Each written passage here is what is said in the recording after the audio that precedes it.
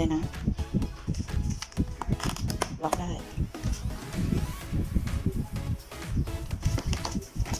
ไปเต้าหู้ชีสมีแพ็คละ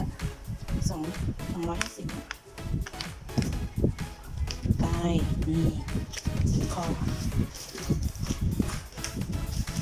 ลายสวยเลยนะใช้ได้โอ้แน่นๆเต็มกล่องไปนี่3 ชั้นสไลด์มาเป็นกล่องดูมันนี่เดี๋ยวใส่ราคาไว้ให้นะแม่ก็ไปดูที่เว็บเขาแหละเว็บบุ๊กก็ได้อันนี้เนื้อไม่ค่อยเห็นลายเขาจะมีสัญลักษณ์ไว้ให้นะว่าเป็นเนื้อไม่ค่อยลายเท่าไหร่โอเคสุดท้ายนี่ของโปรดเป็นหมูในกระบอกไม้ไผ่เป็นแบบนี้มานะเดี๋ยวเราจะใส่กล่องกินไปต้มน้ำกินกันเลย